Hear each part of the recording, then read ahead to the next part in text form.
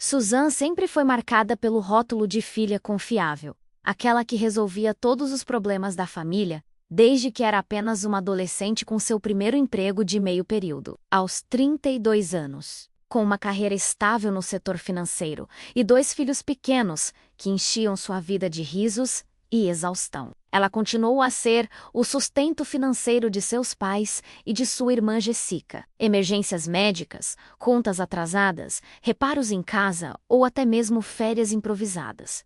Tudo acabava sendo financiado por ela. O que nunca veio foi um reconhecimento sincero ou uma palavra de profunda gratidão. Seu marido, Marcos, observava silenciosamente essa dinâmica, sabendo que o desconforto da família em relação a ele não era mera coincidência, mas um racismo velado disfarçado de indiferença. Suzanne, no entanto, preferia permanecer em silêncio e se convencer de que era apenas sua imaginação, embora, no fundo, soubesse que algo não estava certo. Com o tempo, foram seus próprios filhos que começaram a notar essas diferenças. Jaime, de 8 anos, tinha um olhar aguçado, que absorvia cada gesto e cada omissão, enquanto Tyler, de 6, era mais ingênuo, mas ainda sentia quando algo não estava certo. Quando passavam tempo com os primos Madison e Connor, na casa dos avós, a desigualdade era evidente.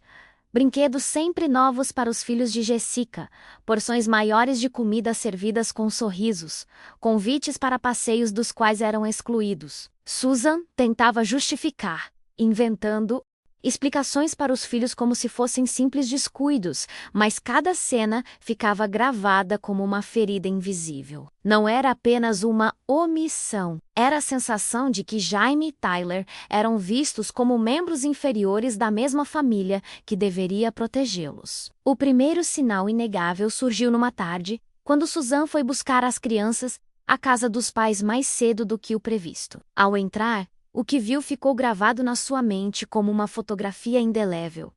Jaime e Tyler, sentados no chão da cozinha, cada um com uma sanduíche mal feita, o pão amassado e sem sequer um copo de leite para acompanhar. À sua frente, na sala de jantar, Madison e Connor saboreavam pratos fumegantes de massa com molho e pão fresco, rindo como se nada estivesse errado. A cena era tão brutalmente nítida que ela levou alguns segundos para processá-la. Não havia desculpa. Quando perguntou à mãe por que os filhos não estavam à mesa, a resposta foi uma facada disfarçada de indiferença. Não havia comida suficiente. Para todos, querida, Susan congelou. O pai nem sequer levantou os olhos da televisão, e Jessica, sentada a um lado, fingiu não ouvir. O ar ficou pesado, como se cada palavra não dita confirmasse o que seu coração começava a aceitar à força. Que aquilo não era negligência, era exclusão deliberada. Os filhos, com a inocência que ainda os protegia, não reclamaram, apenas comeram em silêncio, como se tal tratamento já fizesse parte de uma normalidade imposta. Daquele dia em diante, Susan passou a encarar cada visita com outros olhos, como se tivesse levantado um véu que sempre estivera ali. Começou a notar que Jaime e Tyler eram sistematicamente os últimos a receber atenção nos aniversários dos primos. Seus filhos ganhavam presentes menores, quase simbólicos, enquanto Madison e Connor empilhavam bicicletas novas, videogames e festas temáticas. Nas reuniões familiares, os lugares de honra à mesa eram reservados para Jessica e seus filhos, enquanto os dela eram relegados aos cantos, em cadeiras descombinadas, como convidados de honra. Cada detalhe que ela havia negligenciado anteriormente se tornava uma evidência inegável de que seus filhos não eram vistos como iguais. Marcos pressentia tudo há muito tempo, mas mantinha-se em silêncio para não magoá-la. Em mais de uma ocasião, Susan o flagrou cerrando os maxilares ou desviando o olhar ao presenciar alguma injustiça. Essa contenção a fazia sentir-se culpada. Ela havia permitido que a situação se normalizasse durante anos, apegada à ideia de que sua família, apesar de suas falhas, jamais seria capaz de discriminar os próprios netos. Mas a verdade estava se tornando tão evidente que ela não conseguia mais disfarçá-la. Era como ver uma rachadura se alargar em uma parede. Cada encontro revelava uma nova brecha, e ela entendia que mais cedo ou mais tarde tudo desmoronaria. Uma dessas situações ocorreu durante o jantar de ação de graças. A mesa estava repleta de peru, purê de batatas e acompanhamentos que exalavam tradição e fartura. Susan trouxera sobremesas caseiras, como sempre, pois sabia que grande parte da refeição fora financiada com seu próprio dinheiro. No entanto, quando chegou a hora de servir, ela notou como os pratos de Madison e Connor estavam transbordando de comida, enquanto Jaime e Tyler recebiam porções tão pequenas que pareciam debochadas. Quando ela tentou adicionar mais peru ao prato de Tyler, a mãe dele foi rápida em dizer: "Não exagere, ou sobrará menos para os outros." Outros ressoou como um eco frio em sua mente, como se seus filhos não pertencessem verdadeiramente àquele círculo. Em outra ocasião, Jessica organizou um passeio ao cinema com as crianças. Susan descobriu mais tarde, por meio de um comentário inocente de Jaime, que nem ele, nem Tyler haviam sido convidados. Ele disse que não havia lugares suficientes, explicou o menino, com a dolorosa indiferença de alguém já acostumado à exclusão. Susan sentiu o estômago embrulhar. A gota d'água não foi o passeio MC, mas a constatação de que a discriminação era tão óbvia que até mesmo seus filhos a processavam sem reclamar. Silenciosamente, ela começou a formular um plano.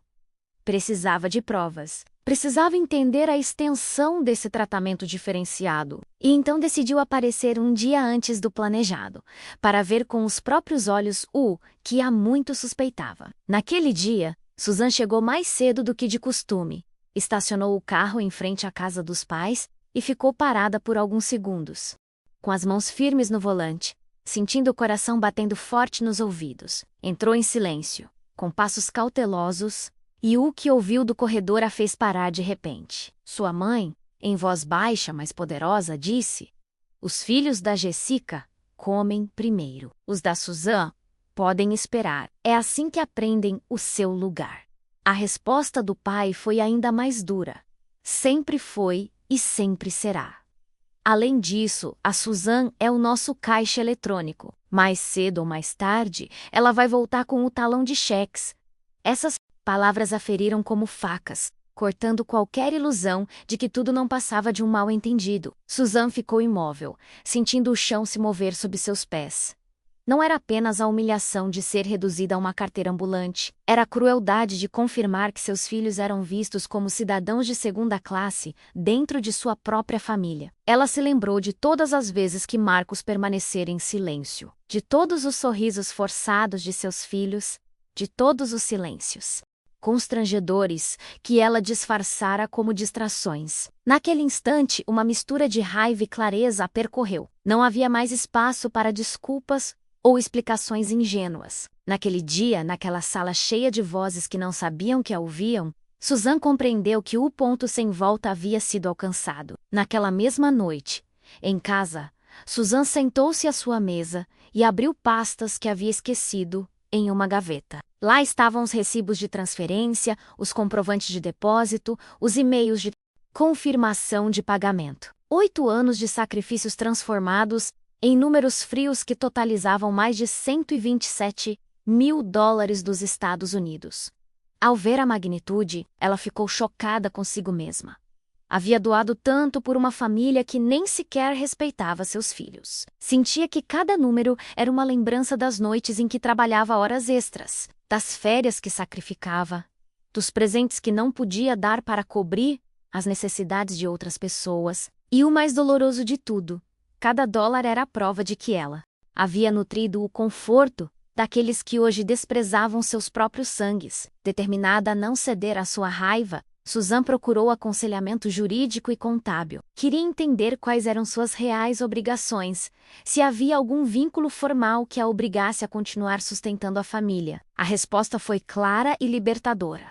Ela não devia nada. Não havia documentos que a comprometessem. Apenas um padrão de manipulação emocional que a aprisionara por anos. Essa revelação lhe deu forças para elaborar o plano mais importante de sua vida: cortar o fluxo de dinheiro. Ela cancelou as transferências automáticas, interrompeu o pagamento da hipoteca dos pais e decidiu que em 90 dias todos teriam que se virar sem a sua ajuda. Pela primeira vez, Susan sentiu que estava protegendo não apenas o seu futuro, mas a dignidade dos seus filhos. A notícia não demorou a chegar. Primeiro, foi Jéssica, que lhe telefonou furiosa numa manhã de segunda-feira, acusando-a de ser egoísta e de abandonar os sobrinhos na rua. Susan ouviu calmamente, sem interromper, até que a irmã proferiu a frase que resumia tudo. Sempre soubemos que você continuaria pagando, porque não sabe dizer não. Essa declaração, que antes a teria mergulhado em culpa, agora apenas confirmava que ela havia tomado a decisão certa. Pela primeira vez em anos, Susan não sentiu necessidade de se justificar ou explicar. Simplesmente respondeu com firmeza: meus filhos não vão mais viver de migalhas. Se você quer estabilidade, encontre-a você mesma. O silêncio do outro lado da linha era o sinal de que a dinâmica estava mudando. Pouco depois, os pais apareceram em casa sem avisar. A mãe chorou, dizendo que eles não conseguiriam pagar as contas da casa. Enquanto o pai tentava apelar ao dever filial: somos seus pais, Susan. Você nos deve respeito. Ela os recebeu na sala de estar, com Marcos sentado ao seu lado, em apoio. Ela se lembrou de cada cena em que seus filhos foram tratados como inferiores, e deixou que essas lembranças lhe dessem forças para responder: eu não devo nada a eles além da verdade. E a verdade é que até que você trate Jaime e Tyler como seus verdadeiros netos, não haverá ajuda. Sua voz tremia, não de medo, mas da firmeza que vem de saber que você está protegendo o que realmente importa. O impacto de sua decisão começou a ser sentido imediatamente. Em menos de um mês, a hipoteca da casa de seus pais estava inadimplente, e Jessica teve que vender o carro que Susan a ajudara a consertar. Os telefonemas suplicantes se transformaram em mensagens ressentidas, tentando manipulá-la com frases como família não abandona, ou como você consegue dormir em paz, sabendo que estamos afundando. Mas Susan permaneceu firme. Dormia melhor do que nunca, porque pela primeira vez, não estava traindo os próprios filhos para apoiar os outros. Essa força recém-descoberta não vinha da raiva, mas da clareza de ter ouvido com seus próprios ouvidos o que os outros realmente pensavam dela.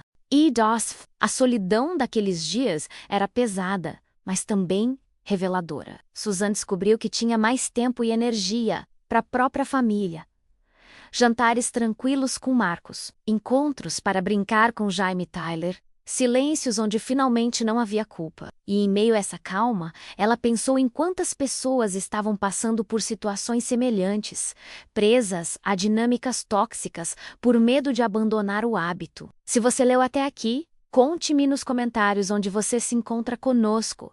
Às vezes, compartilhar nossas origens nos lembra que não estamos sozinhos nessas lutas. O colapso veio mais rápido do que qualquer um esperava. Após 60 dias sem a ajuda de Susan, seus pais receberam um aviso formal de execução hipotecária. A casa em que moravam há mais de 30 anos seria colocada à venda. A fachada que sempre quiseram apresentar à vizinhança, menos de estabilidade e orgulho, rachou como vidro sob pressão. Jéssica, por sua vez, foi forçada a aceitar 2 empregos. Um em uma loja pela manhã e outro em um restaurante à noite. A mulher que sempre se gabara de saber se virar, agora dependia de seus próprios esforços pela primeira vez em décadas. Enquanto isso, Susan observava à distância, com sentimentos contraditórios. Ela não gostava da ruína da família, mas também não se sentia culpada.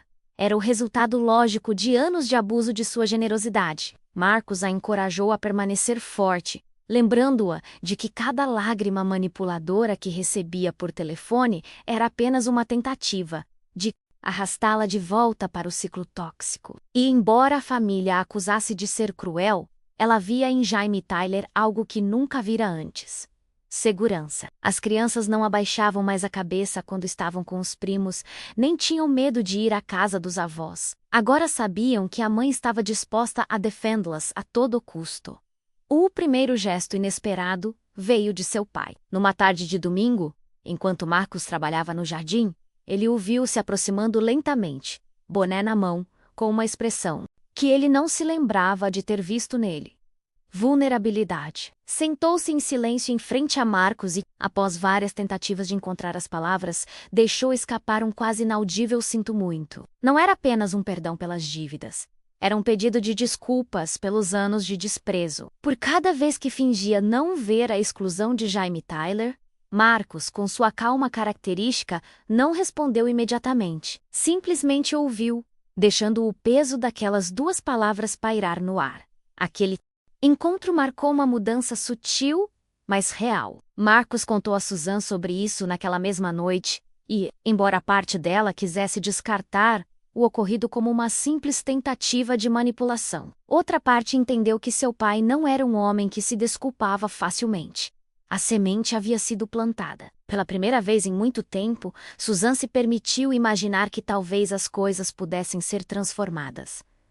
Não por meio de obrigação ou dinheiro, mas pelo confronto com a verdade. Ela manteve seus limites claros.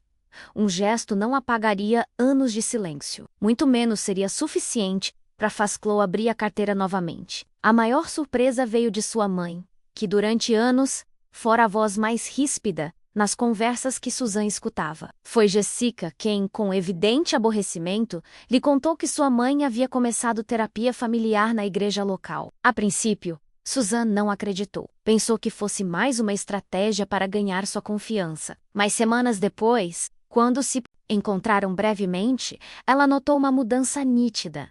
Sua mãe não desviou o olhar, não tentou justificar o passado, mas reconheceu claramente que havia agido de forma errada. Foi um momento estranho, como se a figura que sempre inspirara medo tivesse sido subitamente reduzida a uma mulher frágil, tentando reparar o dano que ela mesma causara. O início da terapia não transformou imediatamente a dinâmica, mas abriu uma brecha no muro da indiferença. Pela primeira vez, Susan viu sua mãe tentar genuinamente se aproximar de Jaime Tyler, perguntando sobre a escola, interessando-se por seus desenhos e até mesmo sentando-se e ouvindo-os contar histórias sem interromper. Foi uma mudança pequena, mas significativa. Susan, embora cautelosa, permitiu que essas ações falassem por si. Ela aprendeu a não confiar em promessas vazias, apenas em ações repetidas ao longo do tempo. E embora o ressentimento não tenha desaparecido da noite para o dia, essa nova disposição foi um alívio bem-vindo em meio a tanta tensão acumulada. O momento mais simbólico aconteceu num pequeno banquete para o qual a mãe os convidou.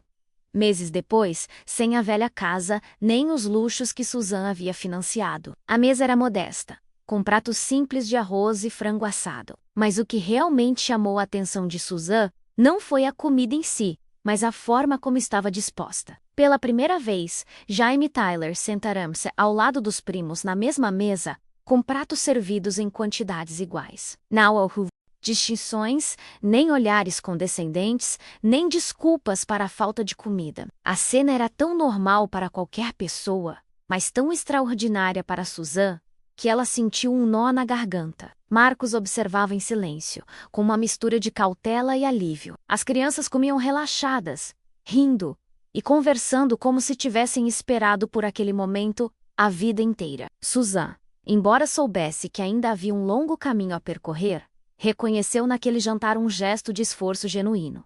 Não, era uma reparação completa, mas era um começo.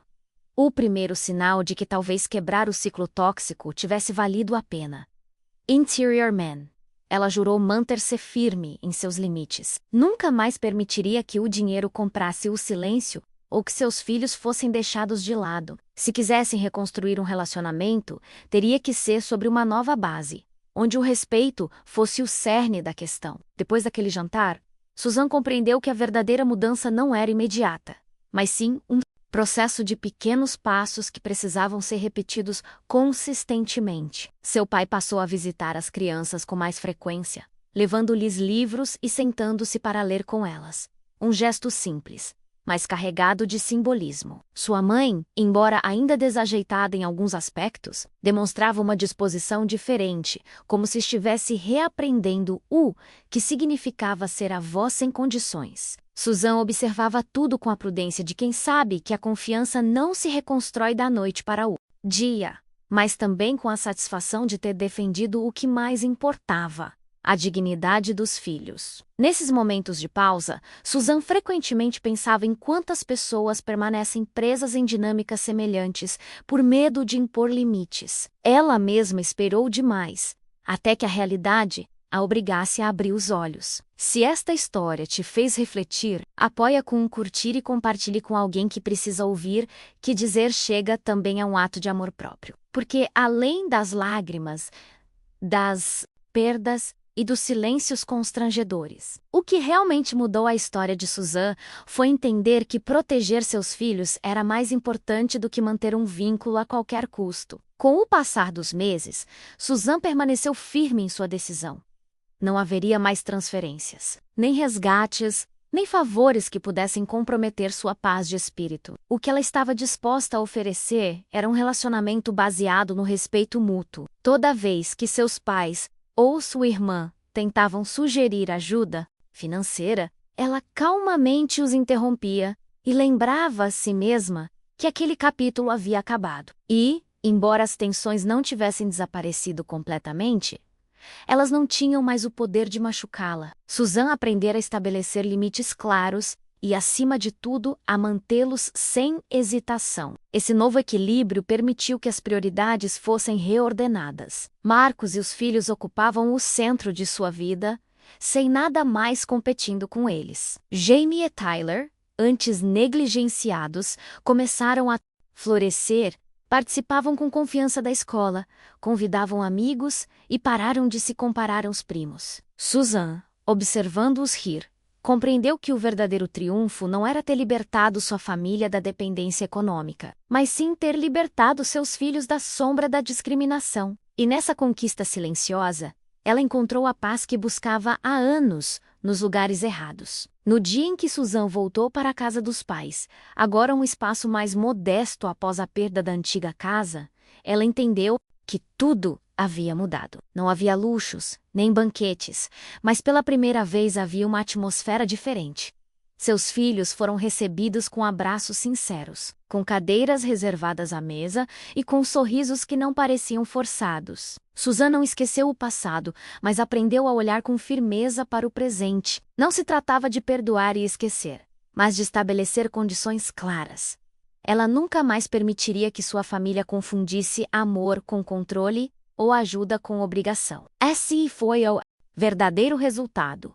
Um limite que transformou dinâmicas envenenadas e protegeu a autoestima de duas crianças que mereciam crescer sentindo-se valiosas. Susan compreendeu que amar seus filhos também significava ensiná-los que ninguém pode decidir seu valor. No final, a lição ficou gravada em cada gesto, em cada não dito a tempo e em cada sim oferecido com autenticidade. Para muitos, sua história pode soar dura. Para ela, foi o maior ato de amor próprio e maternal. E enquanto observava Jamie e Tyler dormirem pacificamente naquela noite, ela sabia que, embora a jornada tivesse sido dolorosa, ela finalmente havia encontrado a paz. Ao compartilhar sua história, Susan entendeu que não se tratava apenas de uma válvula de escape pessoal, mas também de uma forma de alcançar aqueles que vivem realidades semelhantes. Muitas pessoas permanecem em silêncio por medo, hábito ou pela pressão de manter laços familiares, que, na verdade, as desgastam. Ela aprendeu, por meio de lágrimas e coragem, que não se trata de romper com a família por orgulho, mas de se salvar e proteger aqueles que dependem de nós. A diferença está em estabelecer limites, mesmo quando dói, porque o amor verdadeiro nunca deve exigir sacrifícios que destruam a dignidade. E assim, a história de Susan não teve um fim abrupto, mas sim um renascimento tranquilo. Sua vida não se tornou perfeita, mas se tornou autêntica. Ela recuperou a capacidade de decidir por si mesma, de olhar para os filhos e saber que eles estão crescendo com o exemplo de uma mãe que escolheu a coragem em vez da culpa. Esse é o legado mais poderoso que ela poderia deixar para eles. Mostrar que, às vezes, o ato mais amoroso é dizer chega, porque no fim das contas, proteger quem somos e quem amamos não é egoísmo, mas a maneira mais honesta de honrar a vida.